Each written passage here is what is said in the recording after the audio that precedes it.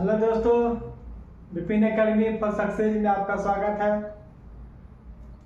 तो आज हम अपना टॉपिक को आगे बढ़ाएंगे। इसके पहले वाले वीडियो में हम बताए थे साधारण मापी यंत्र। साधारण मापी यंत्र में हम लोग कैलिपर पढ़ लिए थे, गुनिया पढ़ लिए थे, स्टील रूल के बारे में बताए थे। लेकिन उसके बाद हम आज पढ़ेंगे प्रिसीजन इंस्ट्रूमेंट। क्या पढ़ेंगे? प्रिसीजन इंस्ट्रूमेंट मतलब सूक्ष्म मापी यंत्र। तो यह बहुत ही इम्पोर्टेंट चैप्टर है। इससे प्रश्न पूछे जाते हैं। हम लोग का ध्यान जो अभी रहेगा, मुख्य फोकस रहेगा रेलवे का एएलपी जो है उसका CBT2 के लिए, है ना। CBT2 में हर ट्रेड से क्वेश्चन पूछा जाता है। जिसका जो ट्रेड है उस ट्रेड से ही क्वेश्चन पूछा जाएगा। तो यह जितने भी ITI के मैकेनिकल ट्रेड है सभी के लिए यह वीडियो आवश्यक होने वाला है।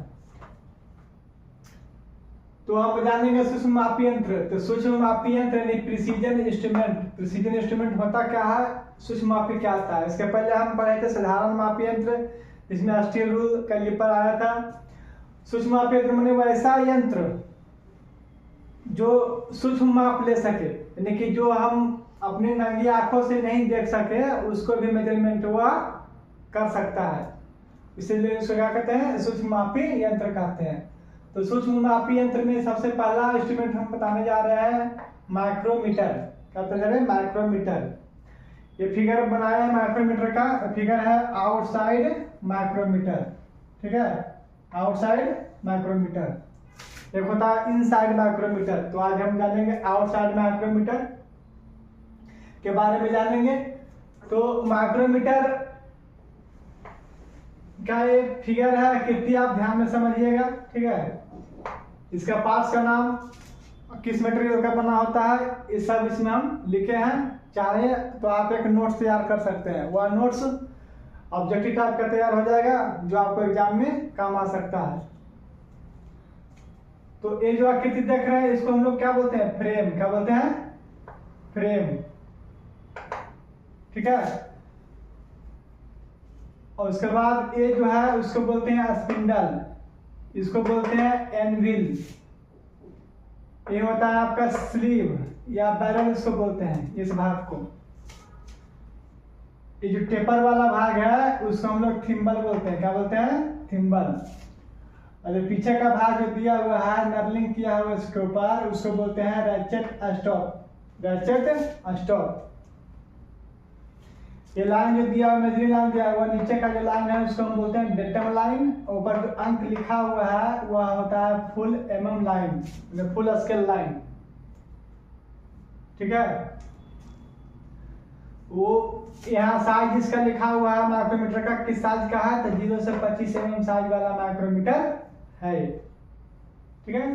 तो सभी का काम होता है और सभी किस मटेरियल का बना होता है जानेंगे। तो फ्रेम जो होता है एक कास्ट आयरन का बना होता है। किसका बना होता है? कास्ट आयरन, यानी कि ढलवा लोहा। ढलवा लोहा का बना होता है। एनविल और स्पिंडल दोनों एक ही मटेरियल का बना होता है। वो होता है क्रोमियम स्टील। किसका बना होता है? क्रोमियम स्टील का बना होता है। ये आपका स्पिंडल लॉक। स्पिंडल लॉक मतलब जब हम किसी वस्तु का, किसी जॉब का रीडिंग लेंगे, हम मेजरमेंट करेंगे तो इसको लॉक कर सकते हैं। लॉक करने के बाद एक आगे पीछे नहीं हो सकता है और हमारा रीडिंग का है सही प्राप्त होगा। ये स्लीव है। स्लीव भी क्रोमियम स्टील का बना होता है। थिम्बल भी क्रोमियम स्टील का बना होता है। बाकी सभी पार्ट जो है सब क्रोमियम स्टील का ही बना होता है। तो हम जानेंगे इसका, सबसे पहले जानेंगे कि इसका लिस्ट काउंट क्या होता है, ठीक है। इसका लिस्ट काउंट जो होता है, लिस्ट काउंट मतलब सूक्ष्म माप, या कम से कम कितना मेजरमेंट कर सकता है, या कम से कम 0.01 mm या फिर 0.001 इंच। तो ये दो सिस्टम में बनाया जाता है मेजरमेंट सिस्टम में, एक मेट्रिक सिस्टम में, एक ब्रिटिश सिस्टम में। देखिए मैट्रिक सिस्टम में mm में मापा जाता है और ब्रिटिश सिस्टम में इंच में मापते हैं। तो अगर मैट्रिक सिस्टम का माइक्रोमीटर है तो 0 से 25 mm साइज लिखा हुआ है। अगर ब्रिटिश का रहेगा तो लिखा हुआ रहेगा 0 से 1 इंच लिखा हुआ रहेगा जो साइज रहेगा। तो इंच में 0.001 इंच कम से कम माप सकते हैं और ब्रिटिश में इसमें मैट्रिक में 0.01 mm कम से कम माप ले सकते हैं। तो ये आउटसाइड माइक्रोमीटर किसी गोलाकार वस्तु के बाहरी व्यास को मापने के लिए इसका प्रयोग किया जाता है।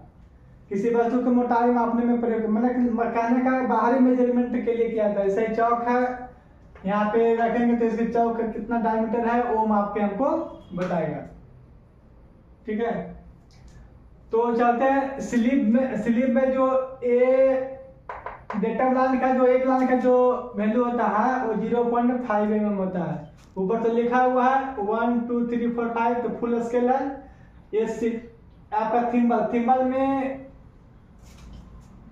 50 भाग होते हैं। ठीक है, 50 लाइन खींचा होता है, जैसे है ना 40 41 42 43 45। ठीक है, तो एक भाग का मान कितना होगा 0. यानी कि हाफ mm कितना होगा, हाफ mm होगा। स्लीव का थिम्बल के एक लाइन का भाग एक डिग्री का भाग कितना होगा, हाफ mm होगा। 1/50 यानी कि हाफ mm होगा।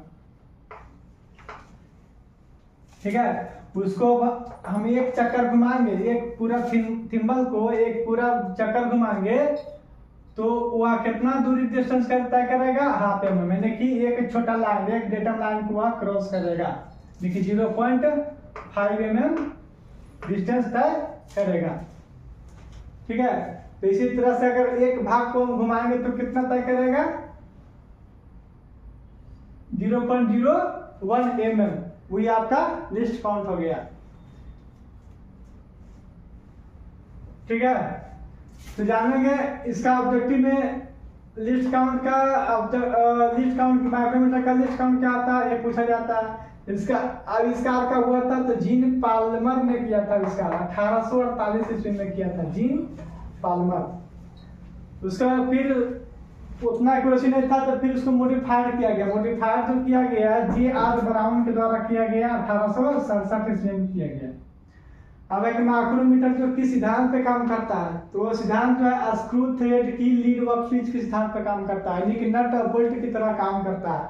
जिस तरह से अगर हम बोल्ट को पकड़ के अगर नट को घुमाएंगे तो नट क्या होता है धीरे धीरे आगे बढ़ता है ना। इसी तरह वही सिद्धांत पर माइक्रोमीटर काम करता है। इसको घुमाने पर क्या होगा, धीरे धीरे यह स्पिंडल आगे की ओर बढ़ेगा और जब टच कर जाएगा तो हम क्या करते हैं स्टॉप कर देते हैं। स्टॉप करने के बाद हमें रीडिंग लिया जाता है, वहां से हम क्या करते हैं रीडिंग प्राप्त करते हैं। ये आपका रैचेट स्टॉप है। रैचेट स्टॉप का काम क्या होता है, इससे तो हम घुमाते हैं, इससे से घुमाते हैं। क्या होता है आपको प्रेशर कंट्रोल करता है। क्या करता है, प्रेशर कंट्रोल करता है। क्योंकि प्रत्येक व्यक्ति की ताकत अलग अलग होती है। कोई क्या करे ज्यादा घुमा देगा इसमें पकड़ के तो रीडिंग आपका गलत हो सकता है। लेकिन रैचेट स्टॉप से प्रेशर मैक्सिमम प्रेशर होने के बाद वह टर टर की आवाज आना शुरू होता है, यानी कि मैक्सिमम प्रेशर वहां लग गया, इसके ज्यादा प्रेशर नहीं देना है। तो ये रैचेट स्टॉप जो है प्रेशर को कंट्रोल करने के लिए उपयोग किया जाता है। तो सिद्धांत समझ गए कि स्क्रू थ्रेड की लीड व पिच के सिद्धांत पर काम करता है। इसका साइज तो 0 से 25 mm में आता है, 0 से 50 से 75 mm। इंच में अगर आए तो 0 से 1 इंच, 1 से 2 इंच, इस तरह से उसका साइज मिलता है। फिर यह माइक्रोमीटर जो है कई प्रकार के होते हैं, कई काम के अनुसार कार्य के अनुसार कई प्रकार का इसको बनाया गया है। जैसे हम जानते हैं टाइप में जानते हैं इसका पहला वर्नियर माइक्रोमीटर है। तो माइक्रोमीटर को एक वर्नियर सिद्धांत भी इसमें जोड़ दिया गया है, अंदर एक वर्नियर लाइन बना दिया गया है। तो वर्नियर माइक्रोमीटर का जो लिस्ट काउंट होता है इससे भी ज्यादा एक्यूरेसी हो जाता है, यानी कि 0.001 mm हो जाता है वर्नियर माइक्रोमीटर का। ठीक है, इसी का इंच में हो जाता है 0.0001 इंच। ठीक है।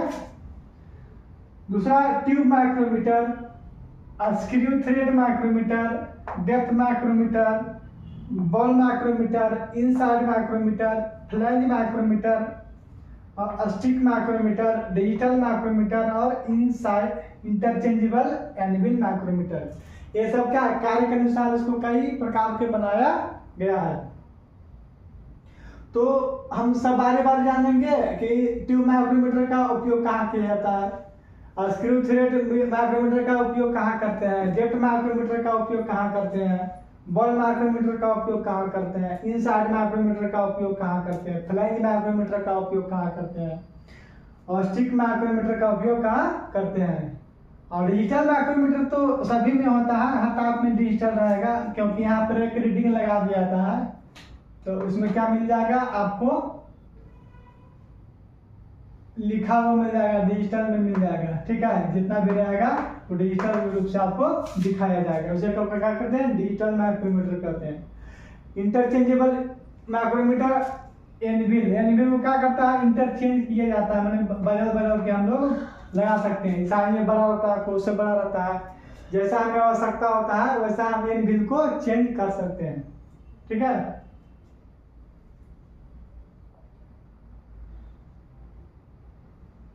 तो थोड़ा सा जान लेंगे, अगला वीडियो में हम क्या जानेंगे, सभी माइक्रोमीटर के प्रकार का कौन कौन सा कार्य है वो हम जानेंगे। इनसाइड माइक्रोमीटर का फिगर बना के फिर दिखाएंगे अगला वीडियो में, ठीक है।